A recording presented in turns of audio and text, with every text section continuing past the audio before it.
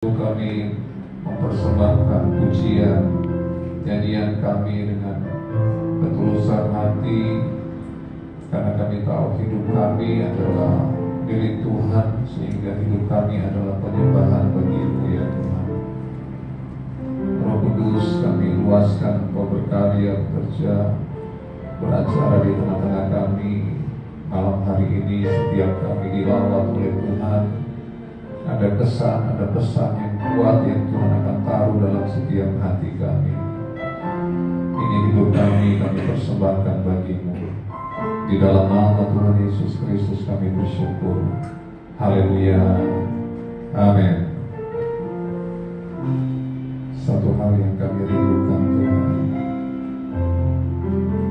Haleluya.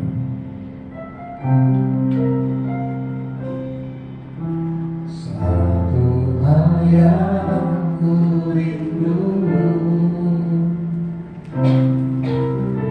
berdiam di dalam rumah-Mu.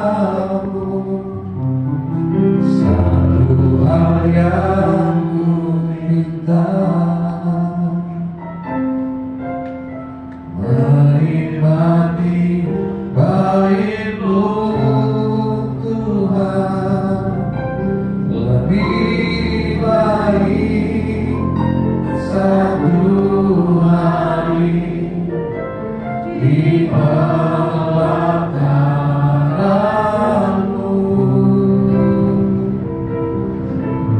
daripada 1000 hari di tempat lain.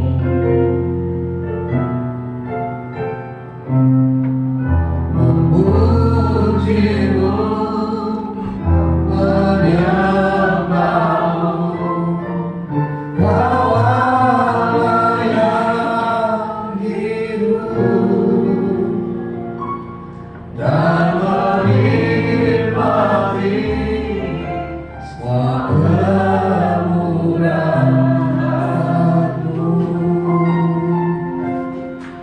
Kami mau menikmati kemurahan-Mu. Satu hal yang ku rindu, berdiam di dalam rumah-Mu. Satu hal yang ku minta, menikmati baik-Mu Tuhan, lebih baik satu hari di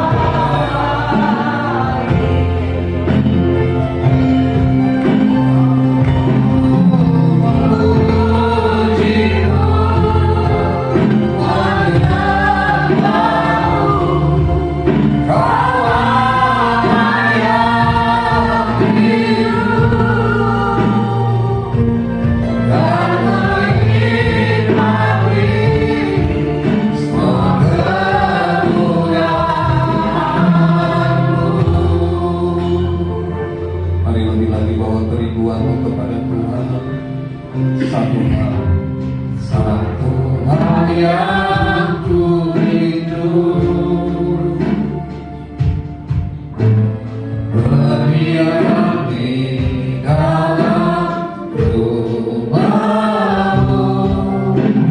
Satu hal yang ku rindu,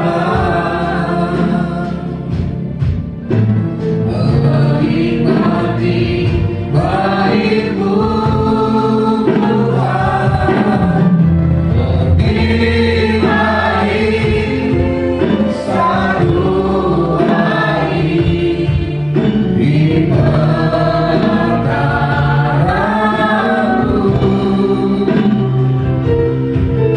daripada 1000 hari di tempat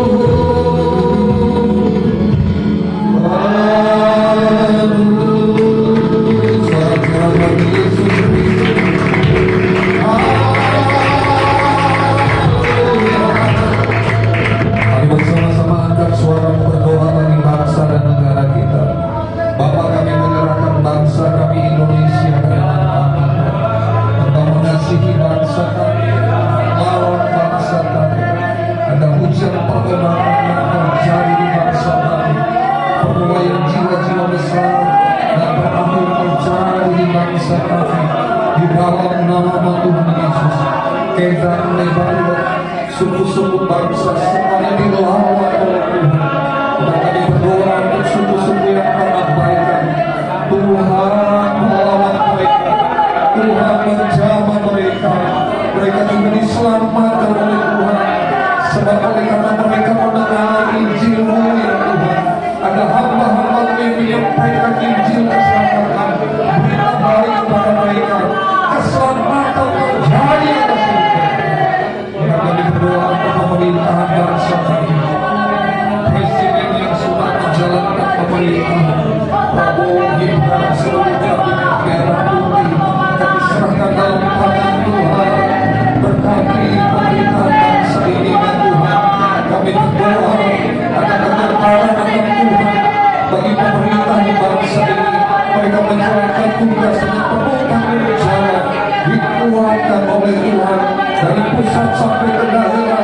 Tidak terjadi korupsi dan nepotisme di dalam nama Tuhan Yesus. Pemerintahan yang adil terjadi di bangsa ini ya Tuhan.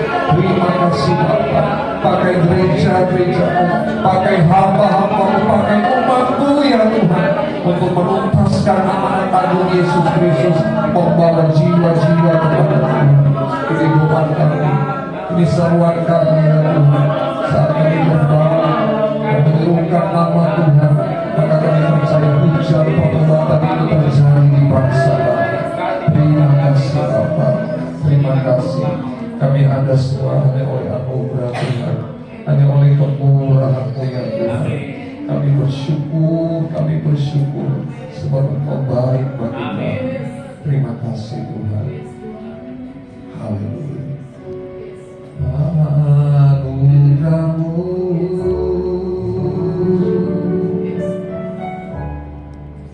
Anugerah-Mu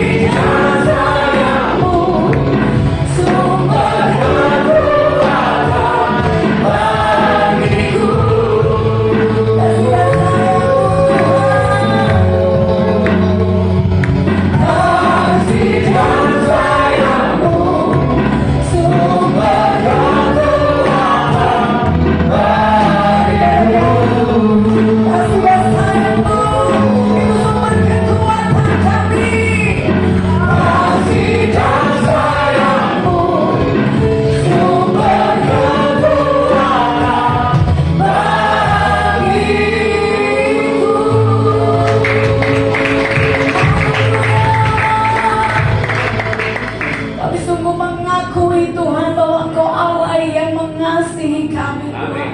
Bahkan firman-Mu mengatakan bahwa selagi kami masih berdosa, Engkau mengasihi kami. Kasih-Mu Tuhan yang membuat kami menyadari untuk kami menghargai setiap perbuatan-Mu, setiap karya-Mu dalam hidup kami. Untuk kami gak bermain-main dengan hidup kami, untuk tidak berlaku apa yang menjadi keinginan kami, tetapi kami menyerahkan segala sesuatunya. Biarlah segala kehendak-Mu saja yang boleh terjadi dalam hidup kami. Terima kasih Bapa yang baik buat hadirat-Mu yang melawat setiap kami. Kami percaya dan yakin kami yang hadir dengan tertunduk, kami yang hadir dengan kelemahan, kami yang hadir Tuhan dengan patah semangat. Kami sudah diberikan Tuhan semangat yang baru, diberikan pemulihan yang baru, diberikan gairah yang baru. Terima kasih Tuhan, Roh Kudus-Mu yang melawat setiap kami, Roh Kudus-Mu yang memberikan semangat, antusias kepada kami untuk terus melayani Tuhan. Kami tidak mau berhenti, kami tidak mau terdiam, kami tidak mau menikmati segala yang ada, tetapi kami mau terus bergerak, melakukan bagian kami, sehingga ketika Engkau datang mendapati kami menjadi orang-orang yang sedang melakukan apa yang Tuhan kehendaki untuk kami kerjakan dalam hidup kami. Terima kasih Tuhan, terus impartasikan kuasa-Mu, impartasikan hati-Mu, impartasikan kerinduan-Mu, sehingga apapun yang kami kerjakan, sekecil apapun yang kami pikirkan, mungkin orang gak tahu, mungkin orang gak lihat, tetapi itu dalam rangka memuliakan Tuhan. Terima kasih Bapa yang baik, terima kasih Tuhan buat hadirat-Mu yang melawat setiap kami. Kami sungguh diberkati. Terima kasih Bapa yang baik, kami mau diajar oleh firman Tuhan, kuasa-Mu atas hamba-Mu atas setiap kami, sehingga apapun yang hamba-Mu katakan, biar itu seturut maukan kehendak Tuhan, itu yang mau untuk kami kerjakan dalam hidup kami. Terima kasih Tuhan, kami sambut berkat Tuhan. Hanya di dalam nama Yesus semua yang mau dengar dan lakukan firman Tuhan katakan amin. Shalom. Bapak Ibu Saudara yang diberkati oleh Tuhan, saya bertukar peran sama Pak Rofli. Terima kasih suamiku. Ya, hari ini Pak Rofli yang jadi WA dan saya yang menyampaikan firman Tuhan. Dan Bapak Ibu Saudara yang diberkati oleh Tuhan, kita ada di bulan yang baru, ya, di bulan November, ya. Tema kita sepanjang bulan ini yaitu mengenai iman, pelayanan secara intergenerasi, ya. Ini berbicara tentang kepemimpinan, ya, tentang bagaimana fungsi setiap kita, peran setiap kita dalam baik itu dalam keluarga, dalam lingkungan, ya, dalam pekerjaan di mana Tuhan tempatkan kita, ya. Jadi nanti sepanjang bulan ini kita akan berbicara tentang bagaimana kita berperan, bagaimana kita memposisikan diri kita, baik itu kita sebagai orang tua, baik itu kita sebagai ibu atau ayah, anak, ya, kita sebagai pelajar, kita sebagai pribadi yang Tuhan tempatkan di mana kita ada, ya. Pada malam hari ini tema kita yaitu iman dan pelayanan intergenerasi, ya. Kita akan berbicara tentang pelayanan, bicara tentang fungsi kita, apa yang harus kita kerjakan di dalam kehidupan kita. Tentunya segala sesuatu yang kita lakukan harus berdasarkan iman. Amin. Segala sesuatu yang kita kerjakan ketika tidak dilandasi dengan kepercayaan sungguh bahwa Tuhan akan melakukan perkara-perkara yang besar, itu tidak akan berdampak baik dalam kehidupan kita, ya. Tetapi ketika kita melakukan segala sesuatu, pelayanan kita, baik itu di rumah, di kantor, dalam masyarakat, di sekolah, ketika kita mendasari dengan iman, kita akan menjadi orang-orang yang hebat, orang-orang yang luar biasa. Amin. Jadi kita tidak mengatakan bahwa Bu, Pak, yang saya lakukan ini adalah sesuatu yang biasa-biasa saja, ya. Sesuatu yang mungkin tidak ternilai, ya. Biasa-biasa aja, orang tidak melihat, ya. Tetapi ketika kita mendasari dengan segala sesuatu, kita percaya kepada Allah bahwa Bapak Ibu Saudara kita akan melihat apa yang kita kerjakan menjadi powerful, menjadi sesuatu yang hebat, sesuatu yang luar biasa. Bapak Ibu Saudara, di dalam Ibrani 11 ayat 1 dikatakan iman adalah dasar dari segala sesuatu yang kita harapkan dan bukti dari segala sesuatu yang tidak kita lihat. Apa yang kita inginkan, ya, mungkin saat ini yang menjadi doa dan kerinduan kita belum lihat, ya. Tetapi ketika kita melandasi setiap apapun yang kita kerjakan, seolah-olah kita sudah melihat hal itu. Amin. Kita menjadi bergairah, kita menjadi bersemangat, ya. Kita tidak mengatakan apa yang saya lakukan ini sia-sia, nggak ada hasilnya. Siapa bilang, ya? Ketika kita mendasari segala sesuatunya dengan percaya kepada Tuhan, bahwa kita akan melihat hal-hal yang hebat itu Tuhan akan kerjakan dalam kehidupan kita. Dan di sini dikatakan bahwa segala sesuatu, ya, iman adalah dasar dari segala sesuatu yang kita harapkan. Ketika kita hidup tanpa pengharapan, kita tidak akan melanjutkan hidup kita. Ada statement mengatakan bahwa orang hidup itu bisa nggak makan dalam 3 hari, bisa nggak minum dalam 1 hari. Kita bisa hidup tanpa bernapas dalam beberapa detik, Bapak Ibu Saudara. Tetapi kita tidak bisa hidup tanpa pengharapan, ya. Jadi perlu ketika kita melakukan segala sesuatu harus didasari dengan pengharapan, dengan percaya sungguh kepada Allah. Sehingga apa yang kita kerjakan adalah sesuatu yang hidup, sesuatu yang bergairah, sesuatu yang bersemangat, ya. Tantangan ada, persoalan ada, rintangan ada, tetapi tidak menyurutkan kita. Kita selalu memiliki pengharapan kepada Tuhan. Kita selalu memiliki kepercayaan bahwa ketika saya percaya kepada Tuhan, bahwa ketika saya berharap sungguh kepada Tuhan, apa yang saya kerjakan, sekecil apapun yang saya kerjakan, menjadi perbuatan, menjadi sesuatu yang hebat. Amin. Mari Bapak Ibu Saudara, jangan menjadi orang-orang yang patah semangat kalau saat ini kita dihadapkan dengan tantangan demi tantangan dalam hidup kita. Apa yang kita kerjakan di dalam iman, percaya kita kepada Tuhan, tidak akan pernah sia-sia. Satu saat nanti kita akan melihat perbuatan ajaib Allah, perbuatan ilahi Allah Tuhan akan kerjakan di dalam hidup kita. Dan kita katakan, wow, apa yang saya lakukan itu tidak sebanding dengan apa yang nanti akan kita terima. Karena kita mempercayakan segala sesuatunya kepada Allah, bukan kepada diri kita. Mungkin kita bisa melakukan itu 50%, tetapi Allah yang melengkapi itu menjadi 100%. Ya, kita menjadi orang-orang yang maksimal di dalam bidang kita. Ya, bukan menjadi orang-orang yang kerdil, tetapi menjadi orang-orang yang maksimal, menjadi orang-orang yang hebat dalam setiap bidang dalam kehidupan kita. Kita menjadi orang, menjadi ayah yang menjadi kebanggaan bagi anak-anak kita. Kita menjadi seorang ibu yang menjadi kebanggaan bagi anak-anak kita, bagi suami kita. Kita menjadi karyawan, menjadi kesukaan bagi bos kita. Kita menjadi hamba-hamba Allah yang diperkenankan oleh Allah untuk melihat setiap kebaikan Tuhan dalam kehidupan kita.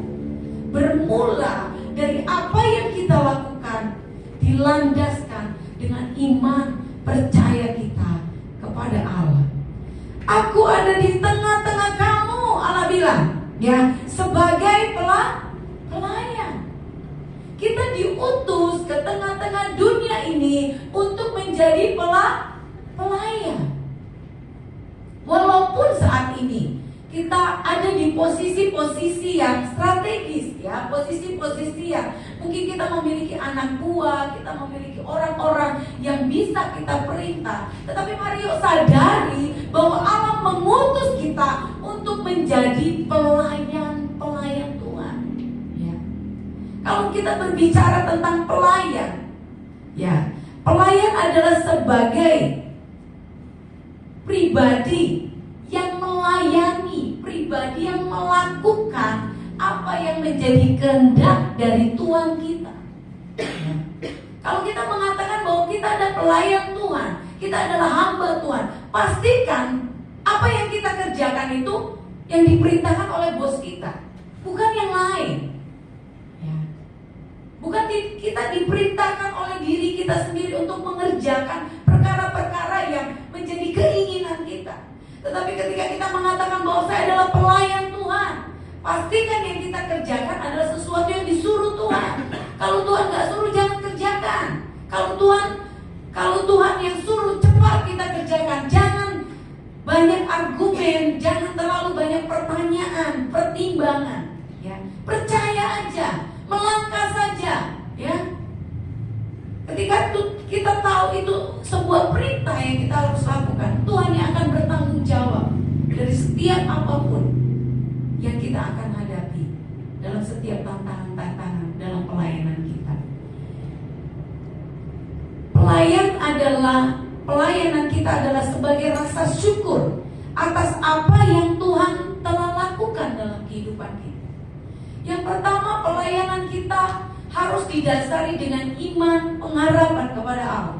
Yang kedua, pelayanan kita pastikan bahwa apapun yang kita kerjakan itu adalah kemauannya Allah.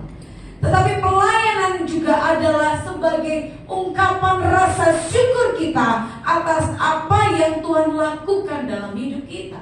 Ya. Jadi pelayanan yang kita lakukan, pekerjaan yang kita lakukan saat ini bukan dalam rangka menyogok Tuhan. Ya.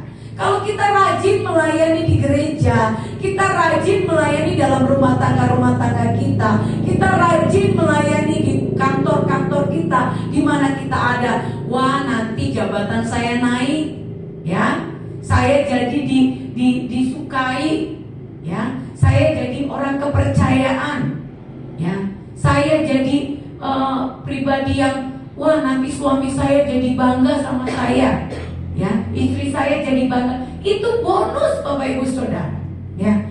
Tetapi mari landasi segala sesuatu yang kita lakukan adalah sebagai rasa syukur kita untuk setiap perbuatan Allah yang ajaib dalam hidup kita, ya. Sehingga tidak ada beban, tidak ada orang dunia bilang cari muka seperti itu, ya.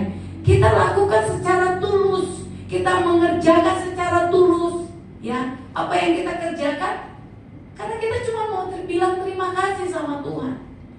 Apa yang kita punya gak cukup kita kasih sama Tuhan untuk sebagai rasa syukur kita kepada Tuhan. Gak cukup Bapak Ibu Saudara, ya. Sekaya apapun kita gak pernah akan bisa balas kebaikan Tuhan.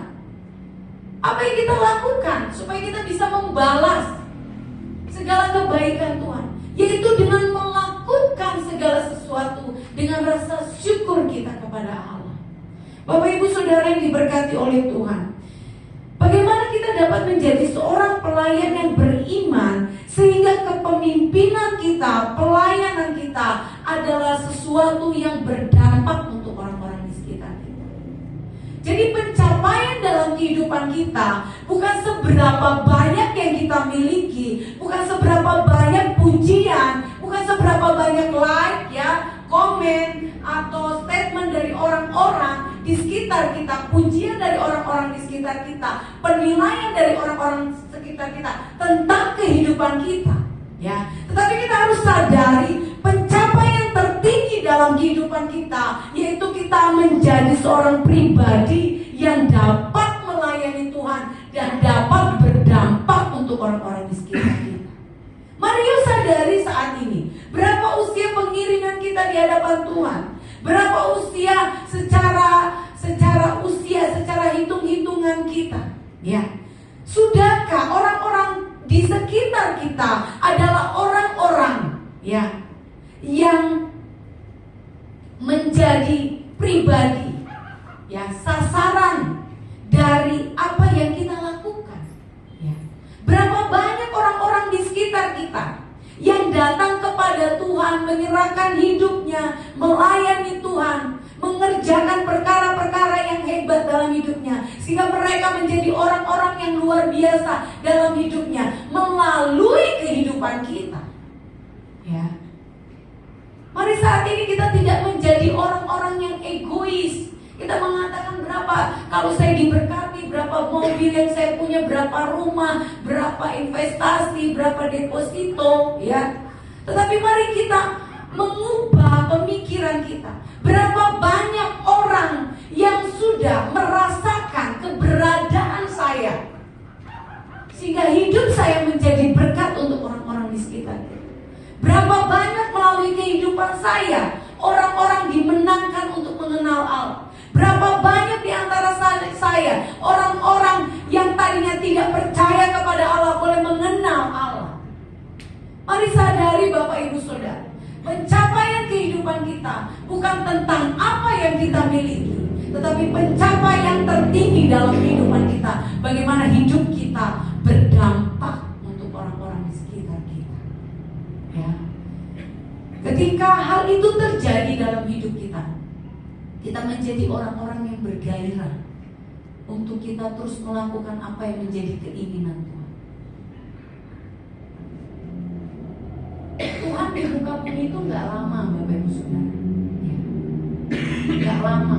Kalau kita di sini mungkin yang paling sepuh itu Oma, ya. Oma udah 76 ya. Ya, 76 tahun. Tapi Tuhan Yesus itu gak lama di dunia ini. Tetapi apa yang Yesus lakukan? Apa yang Yesus kerjakan? Berapa lama sih Tuhan izinkan kita hidup di muka bumi ini, Bapak Ibu Saudara? Ya. Mari saat ini mungkin kita ada di usia yang ke 30, 40, 50. Mungkin Tuhan berikan kesempatan kepada kita hanya 20 tahun lagi, 5 tahun lagi, 10 tahun lagi. Apa yang harus kita kerjakan selama itu? Mari kita menjadi orang-orang yang berdampak untuk orang-orang di sekitar kita. Pertanyaannya, bagaimana supaya kita berdampak untuk orang-orang di sekitar kita? Kita menjadi pelayan, pemimpin yang melayani antar generasi. Yang pertama, miliki hikmat Allah. Ya. Menempatkan kata-kata dan sikap yang tepat sesuai dengan apa yang Allah kehendaki untuk disampaikan. Di Amsal 2 ayat yang ke-6 dikatakan. Amsal yang kedua ayat yang ke-6 dikatakan bahwa karena Tuhanlah yang memberikan apa? Hikmat. Dari mulutnya datang pengetahuan dan kepandaian.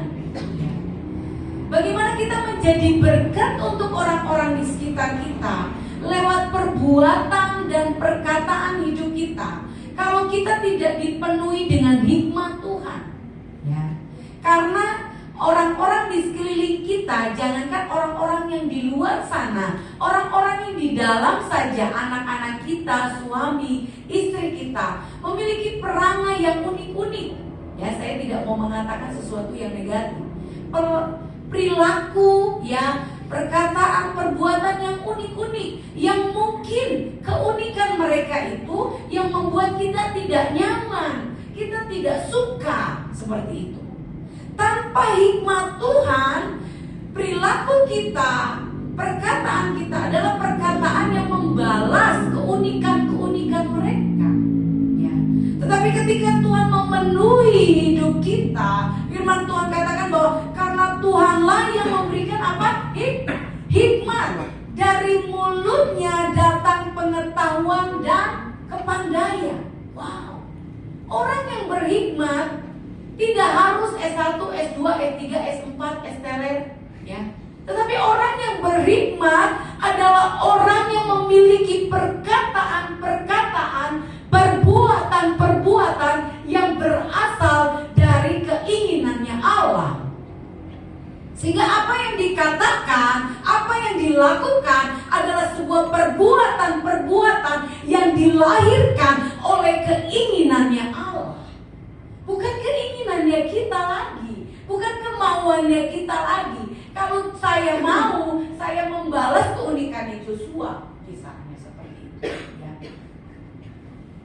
Kalau kita mau, kita membalas keunikan suami-suami kita.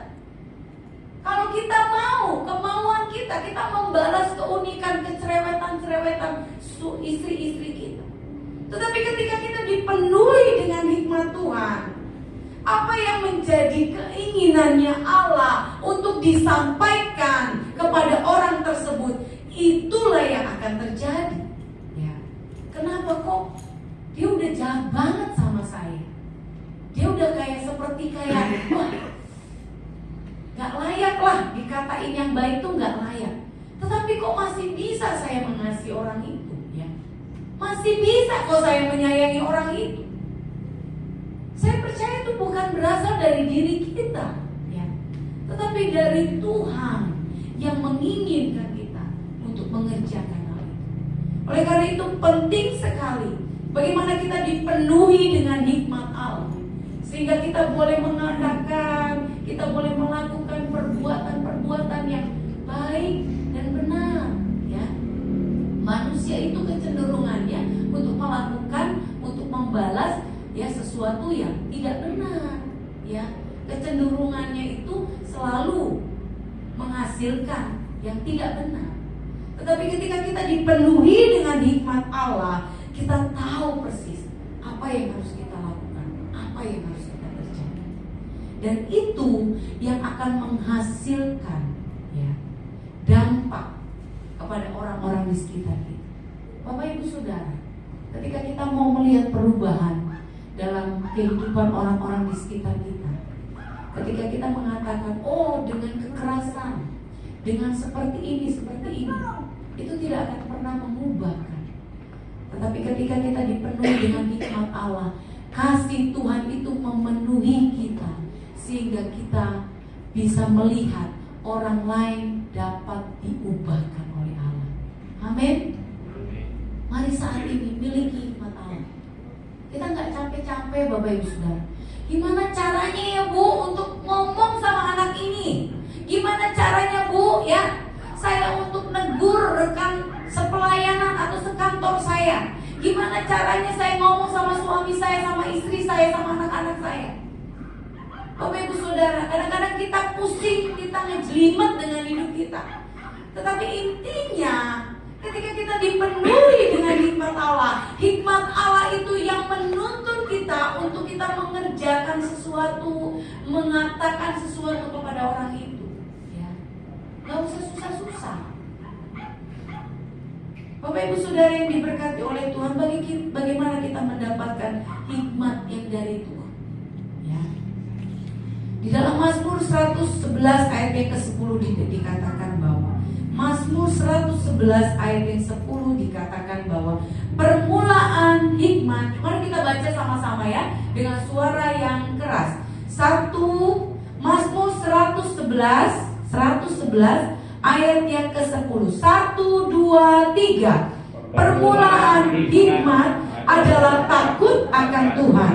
Semua orang yang melakukan serata budi yang baik, puji-pujian kepadanya tak untuk selama-lamanya. Amin, Bapak Ibu Saudara. Permulaan hikmat, ketika kita mau dipenuhi dengan hikmat Tuhan, apa firman Tuhan katakan? Kita harus takut akan Allah, ya.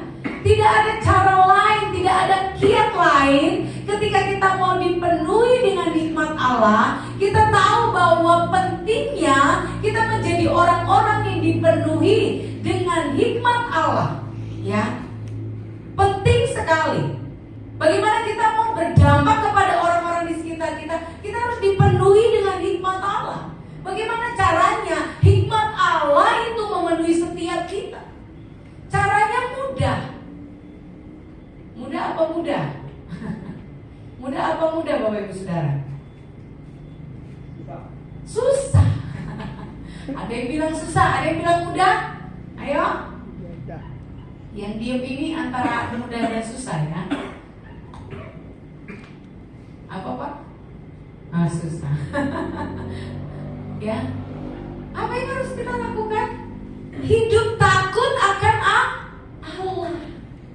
Bicara hidup takut akan Allah bukan bicara kita seperti kita takut akan setan, ya. Anak-anak bilang, oh takut kalau tempat gelap, ya. Takut kalau lewat kuburan, begitu ya. Kemarin saya tadi malam saya nyetir Bapak Ibu Saudara. Saya itu sopir tengah malam ya, supaya nggak ada mobil gitu ya Bapak Ibu Saudara. Saya nyetir ya, saya muter-muter begitu ya. Gitu. Saya nggak mau bawa personil karena bawa personil nanti rem. Wah, saya itu bikin buyar. Saya lebih enak nyetir sendiri ya. Nanti kalau saya udah ahli nanti saya bawa Bapak Ibu Saudara. Dan jangan takut ya kalau saya nyetir ya. Saya nyetir begitu ya, saya keliling begitu. Dan akhirnya Bapak Ibu Saudara ada satu tempat yang memang sepi gitu. Lalu nggak tahu di mobil saya itu ada tikus atau apa gitu kan. Jadi kresek-kresek gitu. Mulai ke distract lah saya bilang ada apa nih, maksud saya gas mobil saya Bapak Ibu Saudara ya. Jadi ketakutan akan Allah itu bukan begitu ya. Ketakutan Allah itu bukan nanti oh ada kresek-kresek, ada begini gitu ya. Gitu. Saya ngerinya sih waktu awal sih bukan sama setan, tapi takut kayak ada motor tiba-tiba waktu itu saya lihat ada motor berhenti gitu, terus dia pepet di mobil kayak gitu kan. Tapi ini kok kayak di mobil ada yang kresek-kresek, ada tikus gitu di mobil saya. Langsung kan pikiran itu udah kayak overthinking begitu ya Bapak Ibu Saudara. Nah, jadi ketakutan akan Allah itu bukan begitu ya. Tapi lebih kepada kita menghargai pengorbanan Tuhan ya. Sehingga apa yang kita lakukan, apa yang kita kerjakan ya, selalu kita mempertimbangkan Allah ya. Kita takut Tuhan tersinggung, kita takut Tuhan kecewa, kita takut Tuhan marah ya. Karena apa yang Tuhan lakukan itu begitu baik, begitu sempurna dalam hidup kita. Oleh karena kita setiap hari kita hidup selalu takut akan Allah ya. Mempertimbangkan segala sesuatu yang kita mau buat, kita mau lakukan Bapak Ibu Saudara. Yang kita lakukan hanya itu ya. Sehingga Tuhan yang memberikan hikmatnya kepada kita, sehingga kita menjadi orang-orang yang tahu berbicara. Ketika ngomong gak nyelekit, kita ketika ngomong gak menyinggung, ketika ngomong gak menyerang, ketika ngomong gak membunuh orang ya, tidak membunuh karakter orang. Ketika kita berperangai, kita menjadi orang-orang yang hidup kita, perilaku kita itu bisa diteladani untuk orang-orang di sekitar kita. Itu berasal dari apa? Berasal dari hikmat Allah yang kita terus kerjakan setiap harinya. Hidup takut akan Allah ya. Sesimpel itu. Tapi prakteknya agak berat ya Bapak Ibu.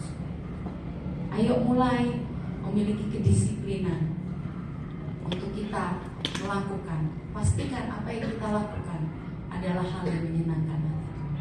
Kalau kira-kira itu nggak nyenengin Tuhan ya, pikiran yang nggak nyenengin Tuhan, omongan yang nggak nyenengin Tuhan, orang lain mungkin nggak tahu. Mari, aduh, jangan. Ini Tuhan nggak suka ya. Mulai dengan itu aja dulu. Jadi kita akan terbiasa untuk selalu mikirin Tuhan dalam setiap apapun yang kita akan kerjakan dalam hidup kita. Lambat atau cepat, kita akan menjadi orang-orang yang diubahkan oleh Tuhan karena hikmat Tuhan yang memenuhi setiap kita. Sehingga kita menjadi pelayan-pelayan pribadi yang diperkenankan oleh Allah untuk bisa melayani jiwa-jiwa di sekitar kita. Yuk Bapak Ibu Saudara, kita bergairah, kita bersemangat untuk kita boleh mencapai ya, boleh memiliki hikmat dari Tuhan. Sehingga ketika kita memiliki hikmat dari Tuhan, kita menjadi orang-orang yang bisa berdampak untuk orang-orang di sekitar kita. Amin. Untuk firman Tuhan. Mari kita nyanyikan pujian. Koko lagu ini kok.